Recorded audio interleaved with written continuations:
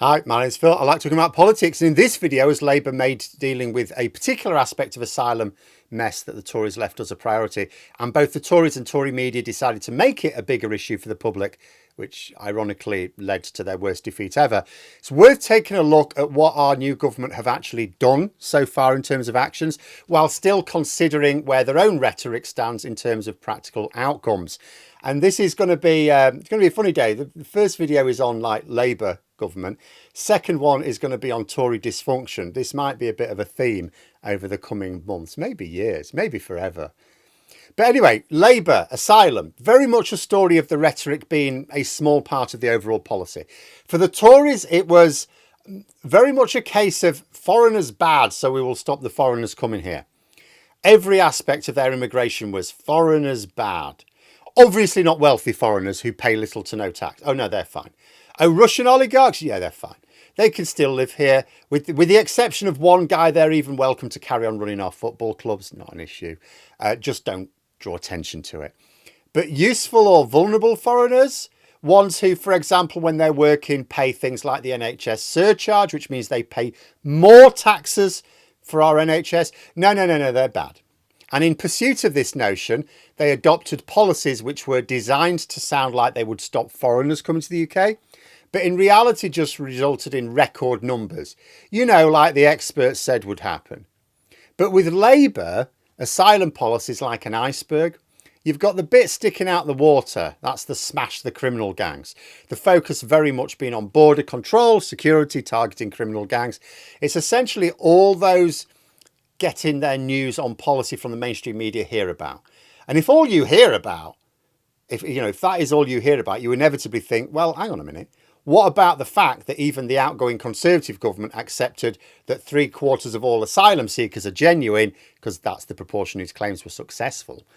What about the fact that the vast majority of people who arrive by small boat have arrived from countries we know are dangerous, we accept are dangerous, like Afghanistan or Syria? It's natural to think that if the focus seems to be entirely on attacking those supplying the boats, for example, that even the new government is trying to avoid its international and moral obligations in accepting asylum claims. Except, of course, the wider policy goes beyond the rhetoric. It's not been kept secret. They've published them. But it's submerged. You have to stick your head under the water to see the rest of the iceberg. And Labour's actual actions so far are evidence of the difference.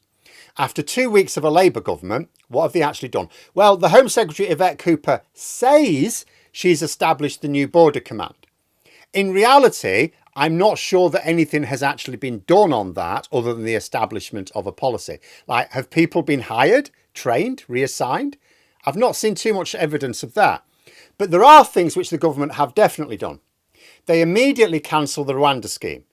They denounced that they were going to cancel it anyway, but it was important to make it official straight away because there have been frightened asylum seekers in this country being sent letters by the previous government that they were being considered for deportation to Rwanda. This was not just causing undue distress, but risked having people abscond, putting them in danger of exploitation. And because the Tories were more than happy for these people to simply disappear from the official record, even unaccompanied children, we were basically creating a modern slavery nightmare. Now those people are being told something different. They're being told that every asylum claim made in the UK is going to be heard properly and that we're not sending anyone to Rwanda, despite the outcome. The previous government changed the law so that anyone arriving after a particular point, mid-2022, was automatically ineligible to have their asylum claims heard. So everyone who's arrived on a small boat or any other means like that since mid-2022, they're here forever. According to the Tories, they're here forever. Anyone making an asylum claim to the UK in the UK after this date, unable to have the claim heard. But because you can't deport someone until the claim has failed, it meant a growing number of asylum seekers being kept in the UK, but in terrible conditions. It meant the taxpayer was spending a fortune on accommodation and bureaucracy, because these people aren't allowed to work. The populists got to shout about the use of hotels for housing them. We also failed to take advantage of a ready workforce when we're crying out for workers. What our government have done now is said, and they've even told the courts this, because legal cases were, of course, being heard, every single one of those people will have their asylum claims processed properly. This is what our government have done. They talk a lot about border security, But what they're doing is adopting proper policies on asylum, and more will come. It means that those who can demonstrate their claim will be removed from the asylum system, meaning the backlog goes down. The hotels stop being used. They can get on with their lives here in safety, and we can benefit from the boost to the economy that they will bring. For those interested in the tip of the iceberg, it also means that those whose claims fail, as some will, about a quarter, they will be deported. All perfectly legal, no need to threaten the courts. There will come a point where Yvette Cooper is able to stand up in the House of Commons, quoting the number of people deported from the UK over the last few years under the Tories, and then she will update with the Labour government figures, and the latter will be much higher.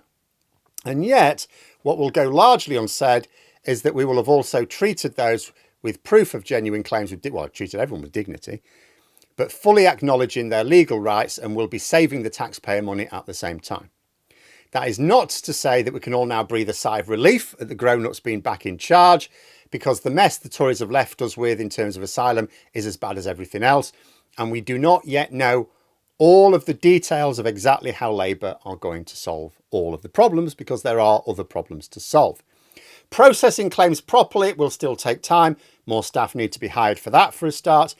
Until the backlog is cleared, the visible signs of a broken asylum system will still be there, feeding the populist easy lines and dumber solutions. But we still have to work on ways to accept asylum claims. If we want to reverse the trend of asylum claims being made after a treacherous boat ride across the Channel, then we need to have a different system for managing claims before they get to the UK. France are clear that they're not obviously just going to let us contract out our obligations to them. We need a way of letting refugees make claims safely. The plan for this is still something Labour need to not only implement, but explain in more detail. Keir Starmer said he's open, for example, to offshore processing. That inevitably raises fear of the Australian system, but it doesn't have to mean that. In fact, I don't even know how that would work here.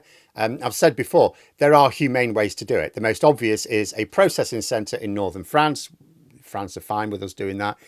That way, claimants are looked after. France don't have to worry about migrant camps on their shores, and the British public can calm down about unproven refugees knocking about here, because they can be brought over once the claim has been heard. Like the ones that are very likely to, you could actually just do a fast track almost.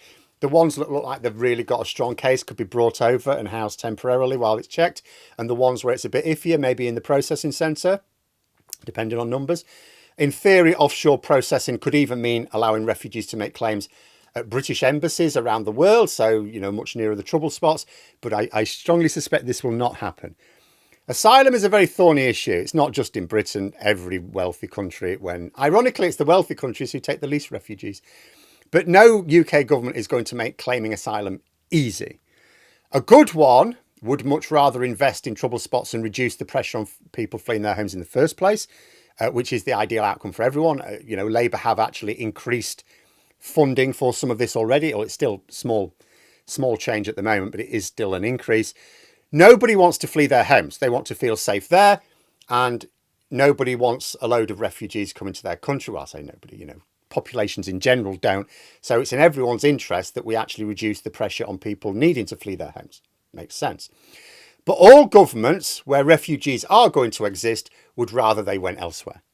However, there are a couple of realities that Labour will need to deal with, and they will be fully aware of these, by the way. The first is that by the time they get to northern France, if they're heading to the UK, they've already come a long way. They've had a difficult journey, and they're going to give everything to make that final leg of the journey. If the small boat crossings are going to stop, Border Command is not going to stop them. It's not just criminal gangs supplying boats. Everyone imagines, every boat is supplied by a smuggling gang. No, refugees organise them themselves in a lot of cases. And let's say there were some security operation that could, in theory, stop every small boat crossing. That would need the cooperation of the French authorities because it's happening in their country. But such an outcome would land France with the extra problem of dealing with the refugees who don't want to be there. Obviously, France aren't going to be part of any operation that transfers a political hot potato from Britain to themselves. So if you want the small boat crossings to stop, you have to give the people making them an alternative. The second reality is that asylum is a major issue for Europe in general. Much of it is being driven quite deliberately by Russia as a way of weakening Europe. And Starmer wants to work with Europe on common solutions. Indeed, he needs to. He wants returns agreements. Well, that also doesn't work on the basis of a border command whose role is to leave our problem with European neighbours. We're not going to get that cooperation. So despite the fact you'll find no end of genuine experts saying this border security command policy can't possibly work, it's very clear Labour know it's not a magic bullet and that real solutions will deal with this. I see the border security command as the shop window, the packaging, the tip of the iceberg. It's real. You obviously need a border command, but it's not really how the asylum problems are expected to be solved. And for evidence of this, we need only look at what Labour have been doing. Not just saying, we know what they're saying in the last 2 weeks, doing. In 2 years, I think we're going to be looking at a much more sensible outlook here. After all, Labour also they've said as much, so we know they know this, they need to deal with the visible tensions of asylum if they are to defeat the populace. But there we are. Those are my thoughts. If you enjoyed the video, please subscribe for further content and click the like button. You can also sign up for memberships if you'd like to support the channel further. Thanks for watching. Until next time, I'll see you later.